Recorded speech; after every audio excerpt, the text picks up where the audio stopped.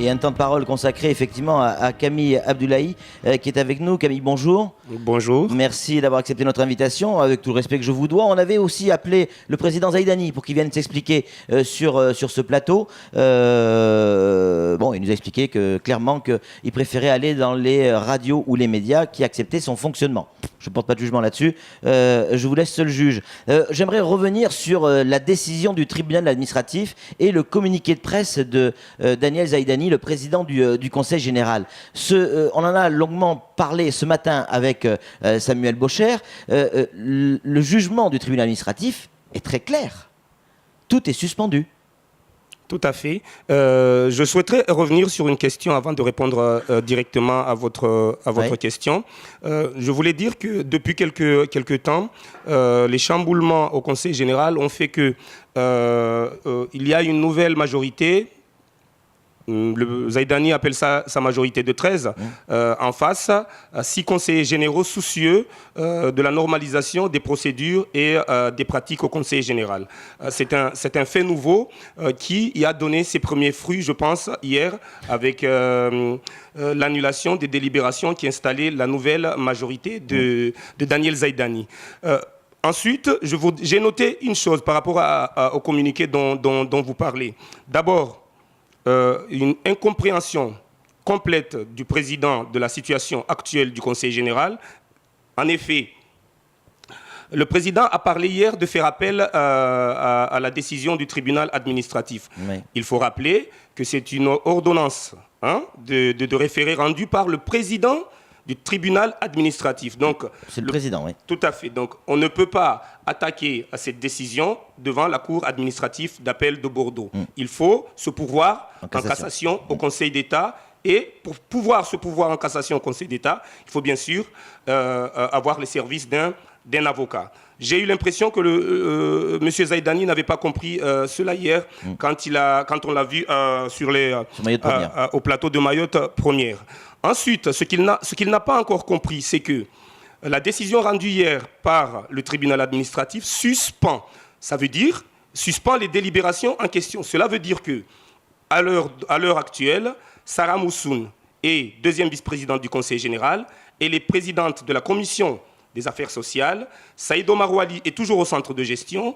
Et le poste du premier vice-président, anciennement occupé par Ibrahim Aboubacar, est toujours vacant. Donc, donc Mira Noussini, à la minute où on parle, n'est plus premier vice-président.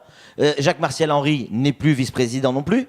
C'est exact. J'ai l'impression qu'en regardant Zaïdani hier, qu'il ne comprend pas ça ou je ne sais pas quel est ce mépris. J'ai senti presque nous allons aller nous pourvoir plutôt aller en appel parce que le juge qui a rendu la décision, en gros, n'a pas complètement compris les choses. Le président a dit texto, nous allons essayer d'établir le droit et en appel, le juge va juger le droit car la décision rendue a été jugée sur le fait. Il faut rappeler que devant le Conseil d'État, ce qu'il va faire, c'est regarder si le juge qui a rendu, si le président du tribunal qui a rendu l'ordonnance des référés, le droit qu'il a appliqué est bien et en corrélation avec les faits. C'est-à-dire si les règles de droit qu'il a utilisées correspondent bien à la situation de fait. Voilà ce qu'en Conseil d'État, les juges vont regarder, et non pas seulement le droit, comme a dit le président hier. Alors, quand il dit effectivement dans son communiqué, une séance plénière aura lieu le 26 novembre prochain, et dans ce cadre, les commissions thématiques travailleront pour la tenue des assemblées. Comment c'est possible alors ? Là, ce n'est même plus seulement de l'incompréhension et du mépris. Là, c'est de l'irresponsabilité. Parce qu'aujourd'hui, avec les suspensions des délibérations depuis hier, tout ce qui a été fait depuis le 4 septembre dernier peut tomber ou tombe. Ça veut dire qu'il faut remonter le temps pour corriger toutes les illégalités qui se sont produites. Mais il peut remettre tout ça en place et refaire voter tout ce qu'il avait fait voter depuis le 4 septembre. Ah mais il peut le faire maintenant.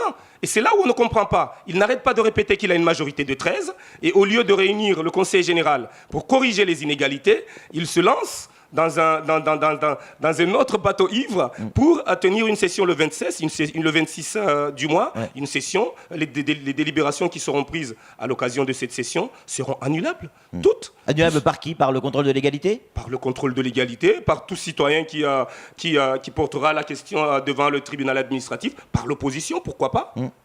Vous apprêtez à faire ce genre de démarche? Il faut comprendre qu'on ne peut plus aujourd'hui laisser le Conseil général continuer à fonctionner dans l'illégalité continue. Il faut remettre les choses à leur place. Et j'espère que le président, M. Zaïdani et sa nouvelle majorité auront une lueur de lucidité ou de bon sens un jour, qu'ils se réunissent, qu'ils mettent en place des choses qui fonctionnent. Je pense que Mayotte a suffisamment souffert de tout ce temps passé sans que rien ne puisse se faire. Vous savez, il y a des questions importantes qui ont été vues ces derniers temps au Conseil général. Ça veut dire qu'on va devoir tout reprendre à zéro. Et refaire une session le 26 avec des commissions, on sait, des commissions thématiques qui ne sont pas valides, parce qu'à l'heure d'aujourd'hui, les commissions qui sont valides, ce sont les premières. Et non pas celles qui ont été mises en place le 4 septembre dernier. Monsieur Zaïdani écrit dans son communiqué, il n'y a rien, il n'y a pas de problème, il n'y a que la commission permanente qui ne peut pas travailler. Le Conseil général peut tout à fait se réunir et prendre des délibérations. Il ne faut pas oublier que toute délibération doit être vue en commission thématique. Et il ne faut pas oublier qu'on vise un certain nombre de délibérations. Il ne faut pas oublier que des courriers mentionnent Monsieur vice-président ci, Monsieur vice-président ça, et on sait aujourd'hui que l'ordonnance d'hier a annulé ces délibérations et qu'il n'y a pas de premier vice-président. Il y a une deuxième vice-présidente en la personne de Sarah Moussoun jusqu'à la prochaine fois où le président du Conseil général, M. Zaïdani, décidera de réunir le Conseil général cette fois dans la légalité pour prendre des décisions valides, légales, pour mettre en place sa nouvelle majorité de 13. Camille, qu'est-ce qui va se passer le 26 ? Le 26, qui va être présent, j'allais dire, dans l'hémicycle d'une part, mais surtout qui va être présent aux côtés de Daniel Zaïdani ? Est-ce que c'est Mira Nousseni ? Ou est-ce que ça sera Jacques-Martial Henry ? Ou est-ce que ça sera Sarah Moussoun ? Qui sera aux côtés de Daniel Zaïdani ? Je pense que M. Zaïdani hier a réagi un peu à chaud. Peut-être n'avait pas tous les tenants et les aboutissants des décisions rendues par le tribunal. Si, en fait, de toutes les manières, il ne peut pas y avoir séance publique le 26 qui ne soit pas annulable, parce que les convocations ont été lancées, et ces convocations-là ont été lancées sur la base des délibérations prises à l'occasion, tout à fait, après le 4 septembre dernier. Et donc, rien que là, M. Zaïdani doit reporter, annuler la séance publique du 26 pour reconvoquer cette fois dans les règles une autre séance publique. Mais Camille, qui conseille le président aujourd'hui ? Alors moi je peux comprendre que le président n'est pas forcément au courant de toutes les règles, de toutes les lois, de toutes les réglementations, même si pour certaines c'est la base du droit. Qui conseille le président aujourd'hui ? On a l'impression qu'il fait bourde sur bourde. Et là, c'est la fuite en avant avec ce communiqué. On nous a parlé d'un avocat, lui-même, M. Zaïdani, à la télé, avait parlé d'un expert qu'ils avaient pris pour les conseiller à organiser la séance du 4, comme ils l'ont fait. Aujourd'hui, on se rend compte que leur expert a tout eu faux. Oui. J'ai écouté Mayotte Premier à Cauzy FM plus tôt ce matin en venant. Ouais. J'ai l'impression que c'est vous qui avez un expert, parce que vous avez dit la situation comme elle est aujourd'hui. Je ne peux pas comprendre qu'un président du Conseil général puisse autant se faire mal conseiller ou ne pas se faire conseiller du tout. Et surtout, ne pas admettre, ne pas se plier devant une décision de justice. Hier, on avait l'impression qu'il disait que le juge qui a rendu le président du tribunal administratif n'a rien compris. Alors on va aller à la cour administrative d'appel, peut-être qu'on trouvera un juge qui comprend les choses et il va dire le droit en notre faveur. Rien ne sera. Les délibérations sont illégales et le Conseil d'État le dira. En attendant, le président du Conseil général, M. Daniel Zaïdani, se devait avec sa nouvelle majorité, de faire en sorte de ne pas bloquer la situation au Conseil général. Il a le pouvoir de réunir aujourd'hui, dans les délais, réunir rapidement et mettre en place sa majorité. Il peut rattraper encore la bourde, Tout à fait. Non, il ne le fait pas. Il va compliquer encore les choses et Mayotte n'a pas besoin de cela. Samuel Bauchière, le rédacteur en chef de France Mayotte Matin, a une question à vous poser, Camille. Oui, je vous rejoins sur cette situation de blocage. On a le sentiment dans le communiqué qui a été envoyé hier par Daniel Zadani et les explications qu'il a données, qu'il veut dire que tout va bien, qu'il n'y a aucun blocage de l'institution. Pourtant, on va bien vers une situation de blocage de l'institution telle qu'il le fait. Et qu'est-ce que c'est la conséquence pour le Conseil général et notamment pour la présidence ? Vous savez, moi, j'ai réfléchi depuis hier à aujourd'hui quand j'ai entendu M. Zaïdani dire qu'ils allaient faire appel à l'ordonnance, à la décision du TA d'hier. Je n'ai pas compris pourquoi ils font appel. Il dit qu'il a la majorité, ils sont 13.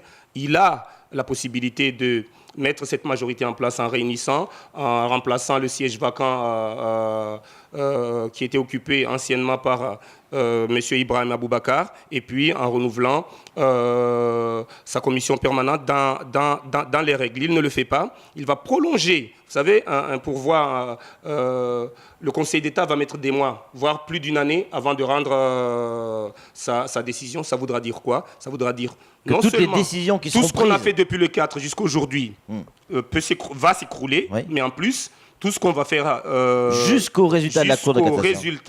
Jusqu'à la décision du Conseil, à l'arrêt du Conseil d'État, sera également annulable. Je ne pense pas que ce soit responsable. J'espère qu'avant que cela ne se produise, les autorités compétentes, c'est-à-dire le préfet de Mayotte, verra se profiler cette situation de blocage et que le moment venu, il passera à l'acte. Mais comment on peut en arriver là, Camille? Comment c'est possible qu'un président du Conseil général aille sur une télévision de service public d'État et à ce point-là nie l'évidence et j'allais dire entre guillemets puisse s'asseoir à ce point-là sur une décision du tribunal administratif? Je vous ai parlé de mépris tout à l'heure.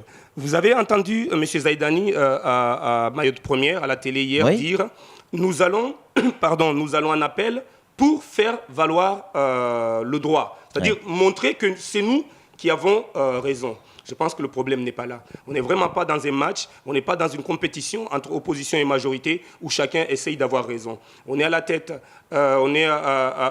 d'une collectivité, d'un département de la taille de Mayotte qui souffre de ces questions politiques depuis trop longtemps. On avait l'occasion là, le président avait encore une énième fois l'occasion de reprendre les choses pour bien les faire. Vous savez, combien de fois Zaïdani aurait pu dire « Bon, fini tous ces troubles, fini tous ces tiraillements, on s'assoit, on règle les choses comme ça. » On siffle la fin de récréation. Voilà, la fin de récréation, il ne le fait pas. Au contraire, il relance une nouvelle fois une guerre interminable qui va nuire à Mayotte et aux Mahorais. Samuel, pour conclure. Je change de registre.